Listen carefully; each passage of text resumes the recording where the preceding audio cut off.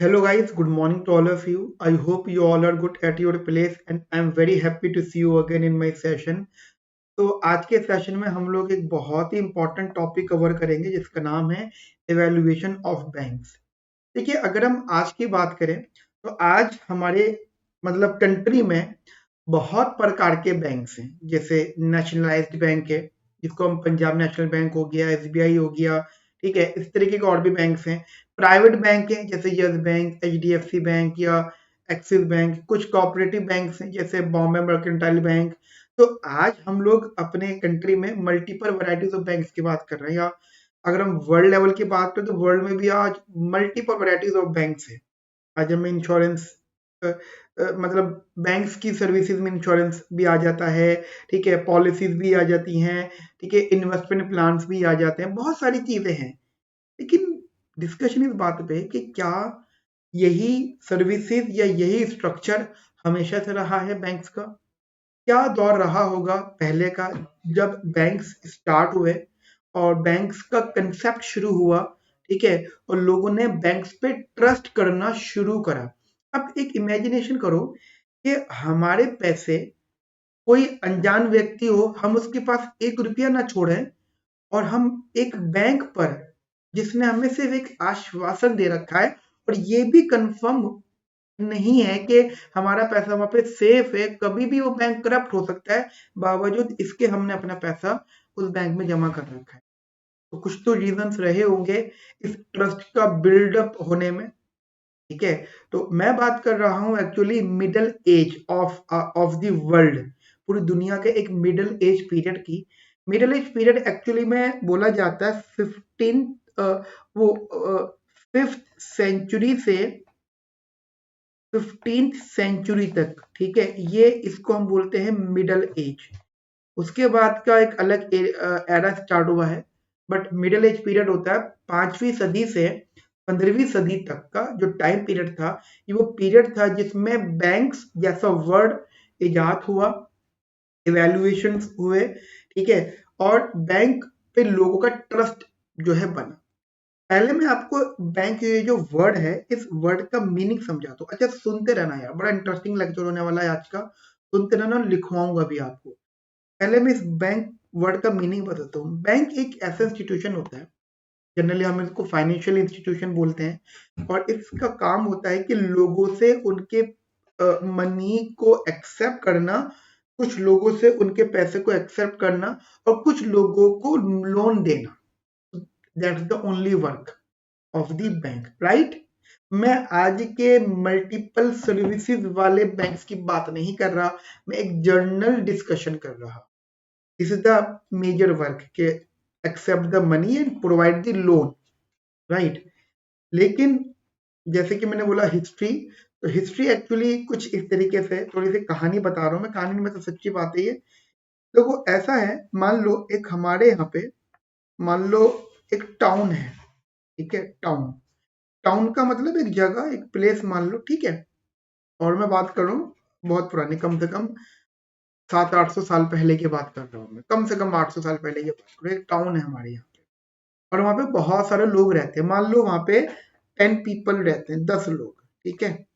मान लो 1, 2, 3, 4, 5, 6, 7, 8, 9 और 10, ये 10 लोग रहते हैं वहां पे। अब देखो, सब ये जो 10 के 10 लोग हैं, इन सबके पास में अपनी एक वेल्थ है। अपनी वेल्थ होने का मतलब, कुछ के पास में कोई मेटल है, कुछ के पास में कोई, जिसे हम कह सकते हैं कॉइन्स है। मतलब पहले मेटोलिक कॉइन्स होते थे, कुछ के पास ज्वेलरी है, ठीक है। और मतलब अपनी अपनी फॉर्म में उनके पास में एक वेल्थ है, राइट। अब होता क्या था, बिफोर द बैंक कंसेप्ट लोग क्या करते थे, अपने अपने पैसे को किसी सेफ हाउस में या सेफ लोकेशन पे पैसे को अपने सेव करते थे। जब मैं वर्ड यूज करूँ ना, पैसे या मनी, मनी की डेफिनेशन हम लोग क्लियर कर चुके हैं। Money is what that is used as a transactional और एक्सचेंज, राइट। तो अपनी वेल्थ को अपने मेटोलिक गुड्स को, या कह सकते हो गोल्ड या सिल्वर, तुम सबसे अच्छा एग्जांपल ले लो, गोल्ड एंड सिल्वर, वो उसको सेव करते थे और उस जगह पे उनका सेफ रहता था, और फिर जब ट्रांजैक्शन करनी होती थी फिर उस सेफ प्लेस से अपने उस मनी को या वेल्थ को, जो भी वो नाम दे रहे हैं गोल्डन सिल्वर, उसको निकाला करते थे और अपनी ट्रांजैक्शन करते थे। इसलिए आपने सुना होगा कि जमीन में से खजाने निकल रहे हैं। वो एक्चुअली जमीन में से खजाने नहीं होते थे, वो पहले जमाने के लोग जमीन के अंदर अपना जो है गोल्ड, ज्वेलरी, सिल्वर या मेटल्स सेफ रखते थे। ट्रस्ट उनका जमीन से ज्यादा था, कहीं और से बेहतर। ठीक है, अब पता लगे जी अब जमीन से जो है खजाने निकल रहे हैं, ये बात तो समझ में आती है मेरी। अब हुआ क्या कि उस टाइमिंग में लोगों को शायद ट्रस्ट इश्यू होने लगे, या लोगों को लगने लगा कि यार मैंने यहाँ गाड़ दिया अपना जो सामान है, अब वो यहाँ पे सेफ है या नहीं है, और मुझे अगर ट्रांसलेशन करनी है तो मैं जमीन खोदूंगा या कुछ कुछ भी करूंगा, वो सेफ प्लेस से निकालूंगा, तो देयर पॉसिबिलिटी के शायद वो चोरी ना हो जाए। तो फिर क्या हुआ, लोगों ने अपने टाउन में सबसे रिचेस्ट पर्सन को ढूंढा। सबसे कोई रिचेस्ट पर्सन हो, मैं बता देता हूँ, उसको नाम दिया गया gold Smith. Gold Smith richest person का मतलब जिसके पास बहुत सारा गोल्ड होता था या मेटल होता था, तो उसको हमने बोला गोल्ड स्मिथ।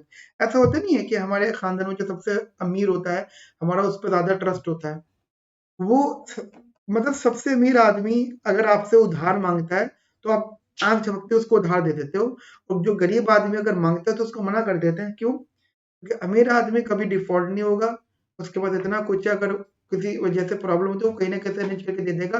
गरीब आदमी बेचारा अगर कोई प्रॉब्लम होती है तो उधार पूर्ति नहीं कर पाएगा। तो लोगों का ट्रस्ट गोल्ड स्मिथ पे बन गया। अब लोगों ने क्या करने लगे, अपना अपना सामान, मतलब उनको लगता था कि ये सेफ हाउस है, इसका जो हाउस है वो सेफ हाउस है या सेफ प्लेस है, हम अपना पैसा यहाँ पे सेफ रख सकते हैं। ठीक है, फिर लोग क्या करते थे, मान लो ये लोग हैं, इसके पास जाते थे और अपना अपना सामान रखते थे। अभी एक दो लोगों की बात हो तो ठीक है, लेके रखते रहे। अब बहुत सारे लोग आने लगे इसके पास में, तो फिर इसने क्या करा, एक रिकॉर्ड मेंटेन करने लगा। अच्छा, अभी इसका रेगुलर काम हो गया, तो फिर उसने इसको थोड़ा सा बिजनेस फॉर्मेट दे दिया।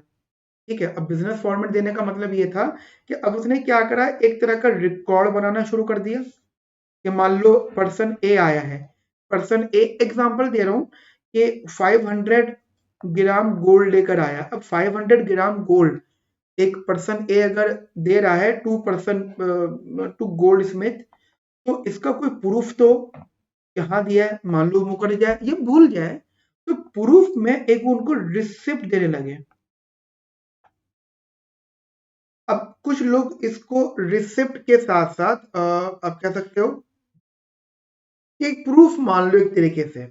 और ये जो भी अपना गोल्ड वगैरह रखते थे उसको ने एक नाम देना शुरू करा, जिसका नाम होता है डिमांड डिपॉजिट। डिमांड डिपॉजिट का मतलब कि मैं अपना सामान आपके पास रखवा रहा हूँ, मुझे अगर 1 घंटे बाद अपने सामान की ज़रूरत है तो फिर प्रॉब्लम ना हो, मुझे मेरा सामान दे देना।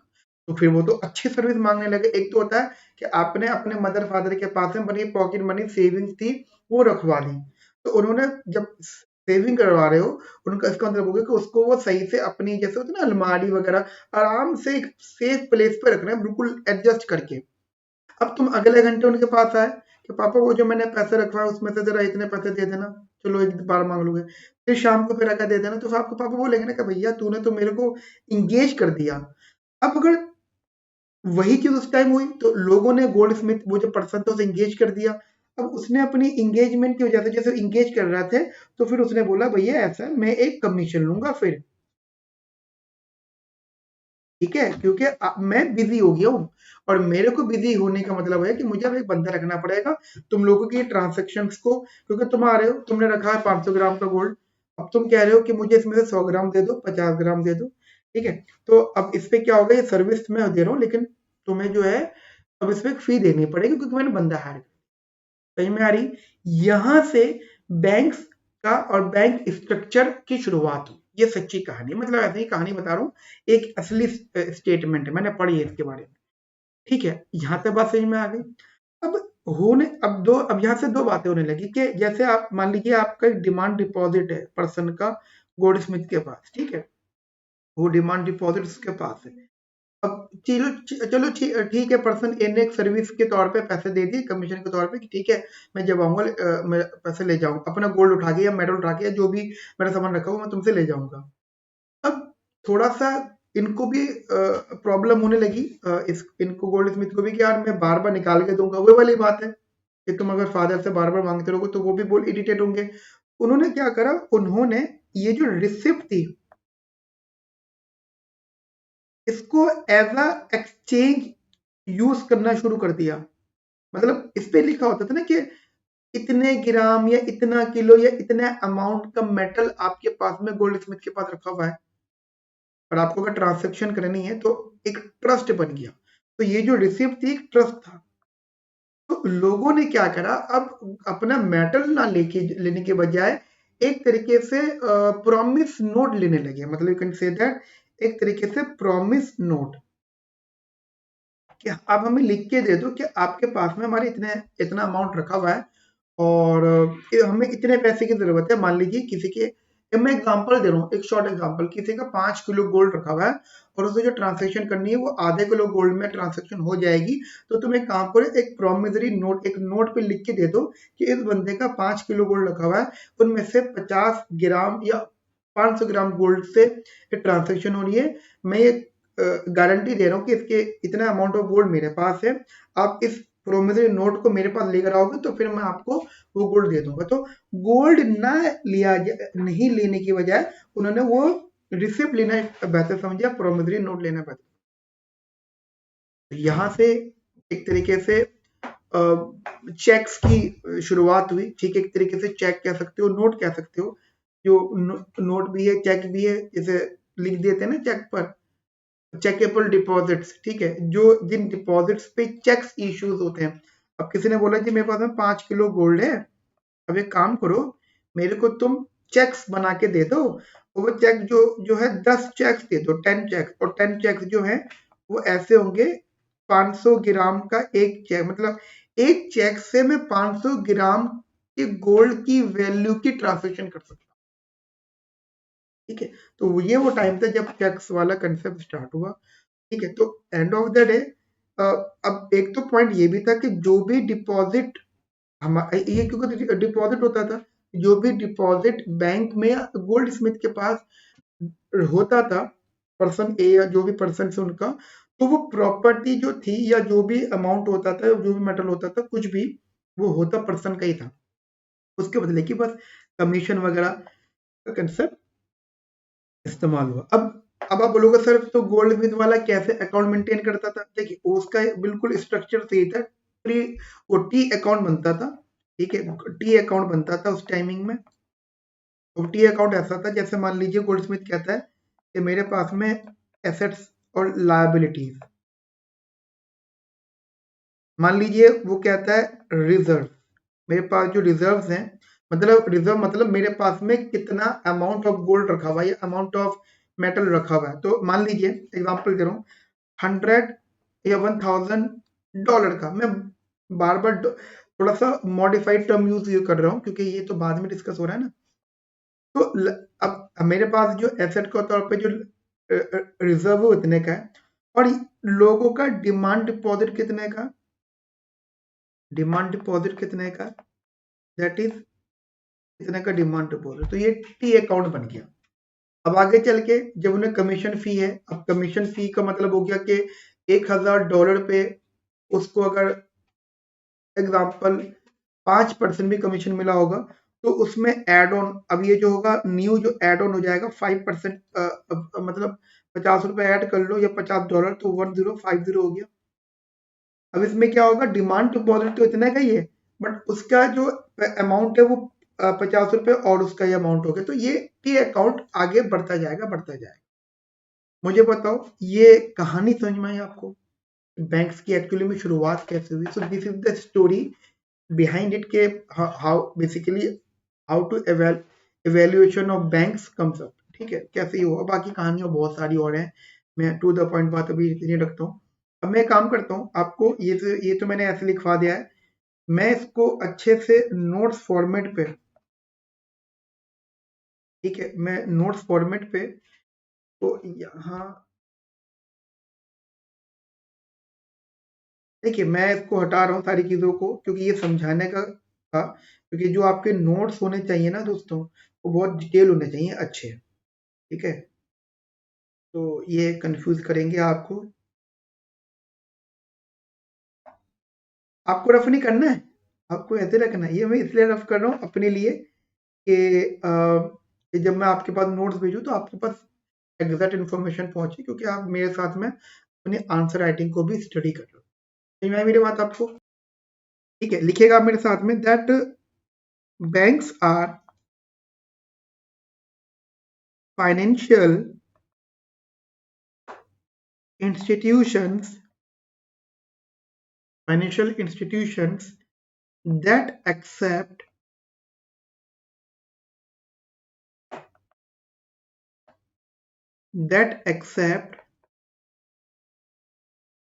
deposits and make loans। ठीक है, अब एक बेसिक हिस्ट्री भी हम समझ लेते हैं बैंक्स की। लिखिएगा, history of banks.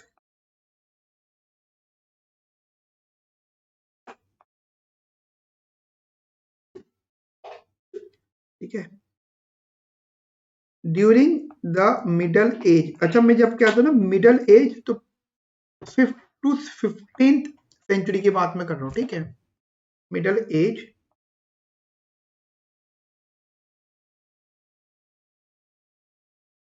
Gold and silver were used as a medium of exchange।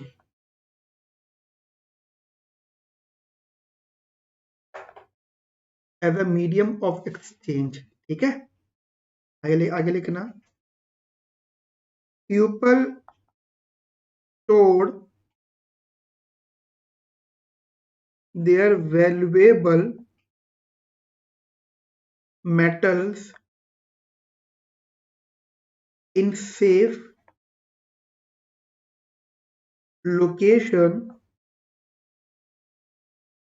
to protect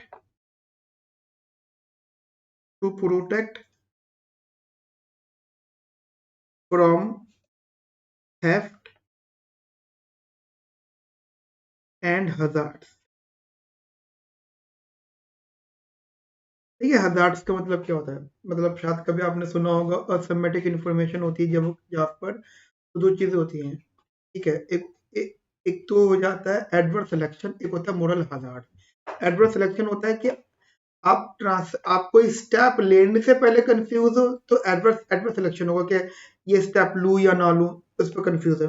moral hazard होता है कि स्टेप ले लिया है, अब कंफ्यूज हो रहे हो। मान लो मैंने अपना पैसा कहीं पर रख दिया है, डर है मेरे अंदर। एक तो होता है चोरी हो गया, एक होता है चोरी होने का डर है। अगर चोरी होगी तो कम से कम संतुष्टि गया। एक ये कि डर डर सोने नहीं दे रहा था लोगों को, हजार्ड कहते हैं उसे। ठीक है,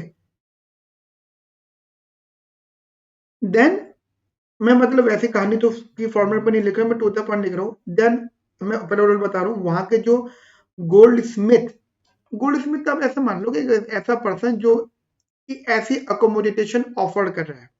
भाई मेरे पास एक सेफ हाउस है, सेफ प्लेस है, आप अपना पैसा मेरे पास रख सकते हो। जैसे बैंक है, लॉकर्स ऑफर करते हैं, है ना, बैंक लॉकर्स ऑफर करते हैं, तो कितने हाई सिक्योरिटी लॉकर्स होते हैं वो, राइट? वही बात कर रहे हैं। So town goldsmith offered accommodation. ठीक है, और यहीं से ही जो कंसेप्ट स्टार्ट हुआ, दैट क्योंकि accommodation and gives the receipt of demand deposit. यहीं से ही एक वर्ड स्टार्ट हुआ, डिमांड डिपॉजिट्स का। ठीक है, तो हमने देखिए, एक डिपॉजिट मतलब पैसा या अमाउंट रखा हुआ है। डिपॉजिटर्स, तो यहाँ पे जो बैंक्स हैं, एक्चुअली आज की डेट में गोल्ड स्मिथ तो टर्म नहीं है, banks are basically the depositors, ठीक है, तो आप उसको आप रख सकते हो दैट नाउ अ डेज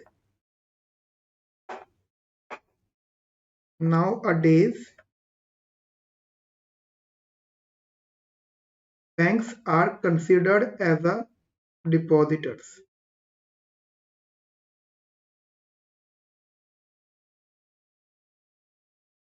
एक काम करो, इस लाइन को मत लिखो, ठीक है, क्योंकि कुछ चीजें मैं अपने हिसाब से आपसे कंटिन्यू कर रहा हूँ, ठीक है।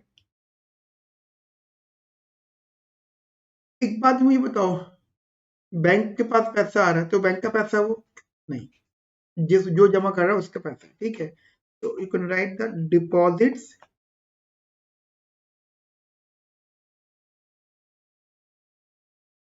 डिपॉजिटरीज। मैं थोड़ा सा टर्म्स को क्लियर कर रहा हूँ, एक होता है डिपॉजिटर, एक होता है डिपॉजिटरीज, ठीक है। डिपॉजिटरीज वो जो पैसा या अमाउंट रख रहे हैं, डिपॉजिटर वो मतलब जिनके पास रखा है वो डिपोजिटरीज हैं, और जो रख रहा है वो डिपोजिटर है। तो ये वर्ड्स थोड़े से, तो कोई बात नहीं, लिखिएगा आप आगे, are not a gift to the bank, they remains the properties of depositor, ठीक है। आगे लिखा टुडे, वो जो मैं लिख रहा था वो ये था नाउ डेज करके, today the checkable deposits at banks are called demand deposits, ठीक है। यहां तक मेरी बात आपको समझ में आ गई, अच्छे से लिखा आप लोगों ने मेरे साथ में, बढ़िया से लिखेगा, मतलब जो कहानी बताई थी उसको मैं शॉर्ट में तो लिखवा रहा हूँ आपको, लिखिएगा Goldsmith at first goldsmith charged a fee for services, है ना, जब आप उसे बिजी कर दोगे, ठीक है, मतलब कुछ भी आप अमाउंट कह सकते हो, तो वो गोल्डस्मिथ रख रहता है। Over time depositors could use written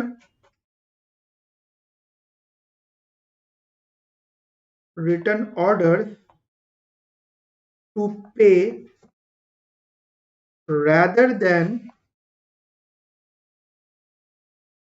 withdrawing their deposits directly, मतलब जो रिटर्न ऑर्डर मतलब जो मैं कह रहा था ना आपसे, वो प्रोमिसरी नोट, तो वो जो हम वो फॉलो कर रहे हैं वहां पे रिटर्न ऑर्डर्स उसको नाम दिया गया, ठीक है। This system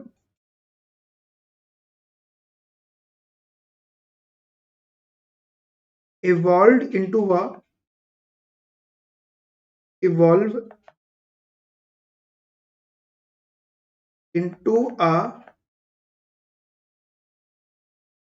form of payment where written orders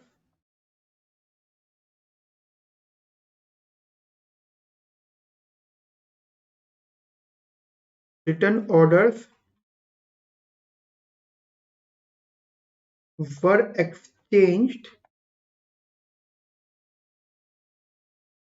for goods and services, यहां तक मेरी बात आपको समझ में आती है, देखिएगा आगे, this system allowed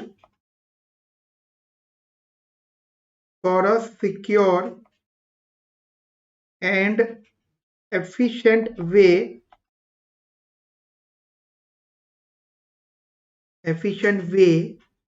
to conduct transaction। मतलब उस टाइमिंग में बड़ा फेमस हुआ, to conduct transactions,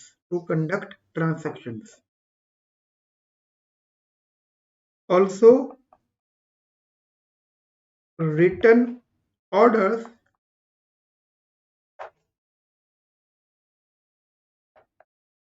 make transactions every transactions easier,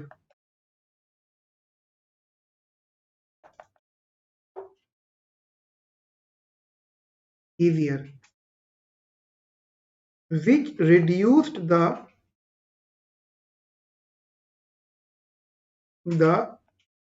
risk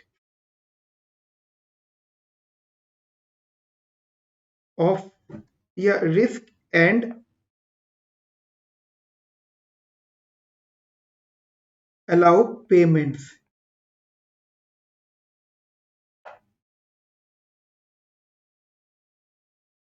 ठीक है, यहां तक मेरी बात आपको समझ में आई गाइस? अच्छे से, बढ़िया से। तो एक ये हमने इवैल्यूएशन ऑफ बैंक्स के बारे में स्टडी करा है। इसके बाद में जो हेडिंग कंटिन्यू कर रहे हैं, दैट आप हेडिंग पहले लिख लो, फिर डिस्कस करने स्टार्ट करते हैं हम लोग। ठीक है, बैंक नोट। अब पहले तुम मीनिंग समझ लो कि बैंक नोट एक्चुअली में है क्या। देखिए, बैंक नोट वही जो मैंने अभी आपको बताया था, मैं एक बार फिर रिपीट कर देता हूँ। होता ये था ना कि जो लोग अपना गोल्ड या स्टोन्स, शेल भी हुआ करते थे पहले, स्टोन यानी पत्थर, वो भी हुआ करते थे, जो वैल्यूएबल हुआ करती थी चीजें। तो होता ये था कि जब वो गोल्ड स्मिथ के पास जाते थे, ठीक है, गोल्ड स्मिथ के पास जाते थे और उसको अपना जो अमाउंट है उसके ऊपर रखते थे, तो उसके बदले में प्रोमिसरी नोट दे दिया करता था, जिसको आप कह सकते हो बैंक नोट कह सकते हो। जैसे आज की डेट में चेक्स होते हैं ना। अब चेक्स हैं क्या बेसिकली? चेक यही तो है कि मैं अपने चेक में सिर्फ उतना ही अमाउंट मेंशन कर सकता हूँ, बैंक उतनी अमाउंट मेंशन करेगा जितने पैसे मेरे अकाउंट में है। मेरे अकाउंट में 10,000, चेक में काट रहा हूँ 1 लाख का, और चेक बाउंस हो गया तो मार भी तो पड़ती है बराबर, है ना? फिर इलीगल है, वो गलत बात हो जाती है कि पैसे कम है और आपने चेक ज्यादा का ऑफर कर दिया, है ना?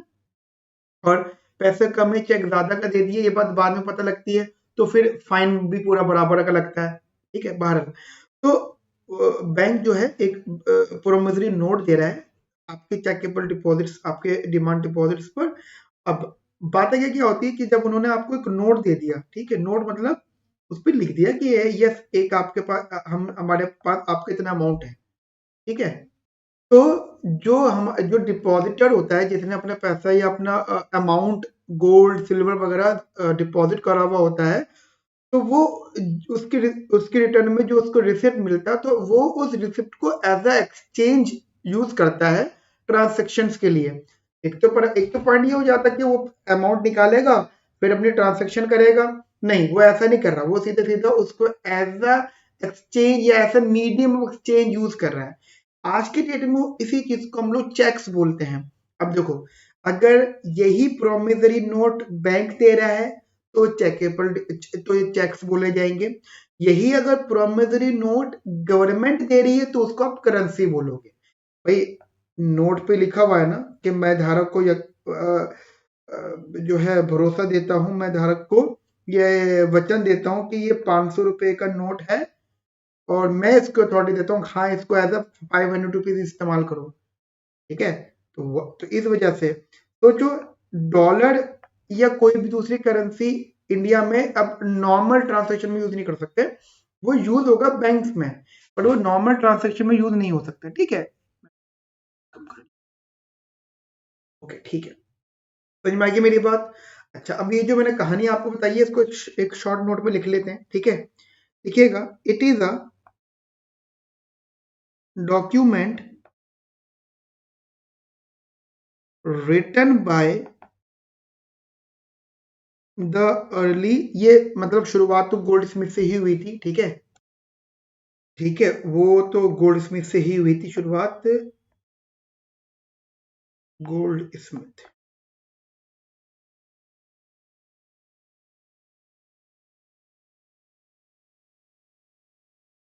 ये हाँ, अर्ली गोल्ड स्मिथ या बैंक से एक काम करते हैं ना, इसको ऐसे ना करके ऐसे लिख लेते हैं, early banks that is gold Smith,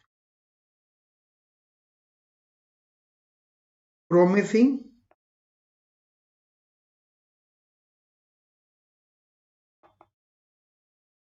promising to a sum of amount to the bearer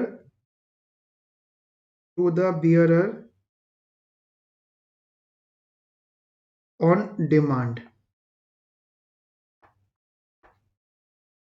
लिखा आप लोगों ने, आगे लिखेगा, it is issued in convenient denominations, या आप ऐसे लिख सकते हो, इशूड इन कन्वीनियंट।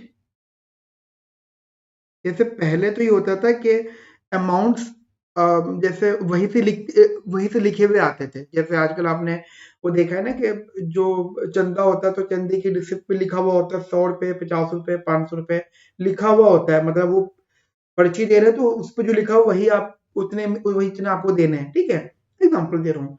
कुछ चंदी की पर्ची होती है जिसपे अमाउंट वाला कॉलम खाली होता है, तो उस पर जितना लिखना आप लिख दो, वो बात मैं कर रहा हूँ। तो एक तो कन्वीनियंट डिनोमिनेशंस में उन्होंने इशू करा उन प्रोमिसरी नोट्स को, ठीक है, denominations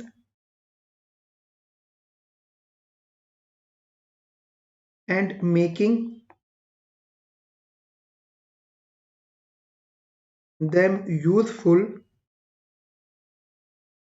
them useful for transactions।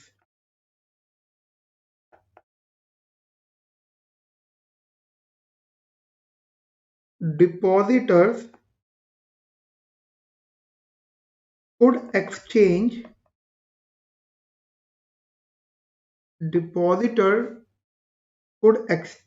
gold for bank note, ठीक है, बैंक नोट के बेसिस पे डिपॉजिटर्स एक्सचेंज कर लिया करते थे, and use them as a form of money या फॉर्म ऑफ करेंसी के, तो ज्यादा बेहतर है।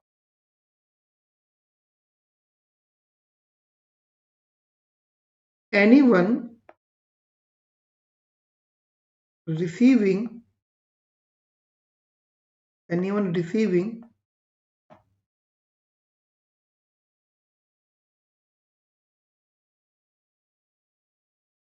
a bank note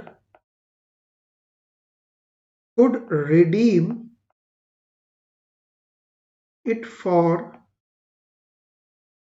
gold or use it for further transaction।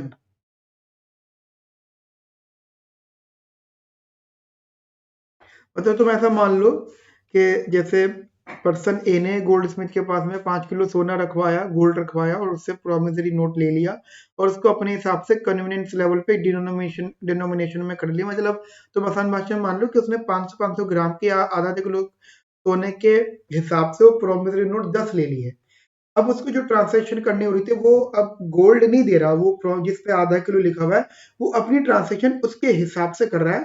तो वो जो है वो आधा किलो वाला जो प्रोमिसरी नोट है जिसमें लिखा हुआ है कितना गोल्ड स्मिथ के पास में, तो वो ट्रांसैक्शन में वो एक्सचेंज हो रहा है। अब जो रिसीव कर रहा है, जिसको आप बैंक नोट बोल रहे हो, अब वो जो रिसीव कर रहा है कि अब उसकी वर्दी है तो वो रिडीम कर ले या फिर फर्दर उसको यूज कर ले, फिर वो किसी थर्ड पर्सन को दे देगा, उसमें भी ये लिखा हुआ होगा कि गोल्ड स्मिथ के पास में इतना अमाउंट का गोल्ड उसके पास रखा हुआ है।